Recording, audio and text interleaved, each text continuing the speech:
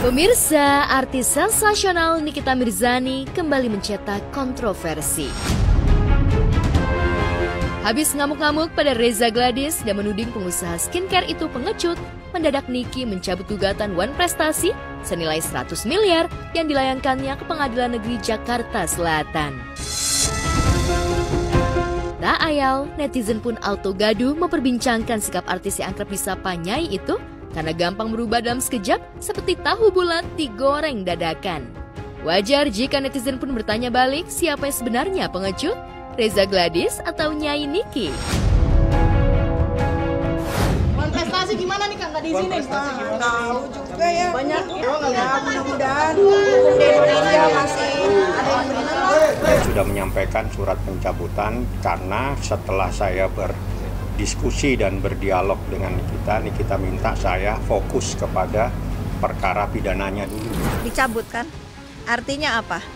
Artinya Reza Gladys tahu tuntutan terhadap dirinya itu tidak perlu ditanggapi karena akhirnya dia cabut sendiri kan. Itu yang saya namakan Reza Gladys sangat pintar di sini. Reza Gladys sangat pintar di sini.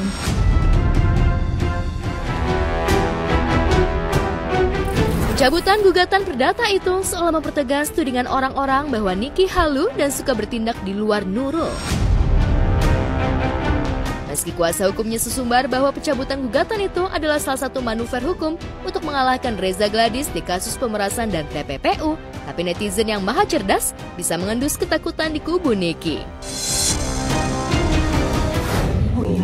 Nih, ini 300, 500, ini 300, ini 500, 800 kan? Anjir. Nih, Tapi kenapa Kak aku mintanya 20 Nih M? kontrak kerjanya nih, ini meja, ini kontrak kerjanya. Bisa dapat 10 M ngajarin gue tuh, suruh meres. Kan bisa gitu kan, abis itu kerjaan lu banyak jadi bisa dapat 10 M. Dari gue disuruh meres Reza. Rekaman yang sudah beredar isinya tidak seperti itu. Tujuannya si Reza ini sebetulnya adalah Dr. Samira alias Doktif. Tapi kenapa saya yang ditahan? Kenapa saya dan sahabat saya yang ditahan? Padahal saya tidak pernah meminta uang dia yang memberikan. Uang itu cuma-cuma. Gimana nggak dijebak? Orang semua direkam, semua direncanakan. Selama ini apa yang Doktif sampaikan semua by data dan fakta. Kalau Doktif tidak tahu, Doktif akan berkata Doktif tidak tahu. Aku tambah kasihan sama terdakwa loh. Segedek-gedeknya aku sama dia. Masihlah terselip rasa kasihan ya. Emang dia dikorbankan. Karena aku tahu siapa saja yang membayar kau untuk ala-ala endorse. Tapi yang bener-bener kasihan ini ya, kau kenapa nggak ngajarin sama terdakwa kalau semua apapun yang berurusan dengan review itu harus ada kontrak. Kau nyelamatin diri sendiri, sementara kau punya kontrak itu. Memeras dengan cara halus. Jika siang nanti putusan setelah majelis hakim adalah menolak eksepsi Niki, yang artinya mengaminkan dakwaan JPU, maka sidang akan berlanjut pada agenda pembuktian dari keterangan saksi. Jika 2 pekan lalu Niki masih bisa sesumbar bakal memenjarakan Reza Gladys, bagaimana sekarang? Pesan buat RG, semoga kamu puas karena yang udah-udah aku juga bisa menjarain orang yang laporin aku.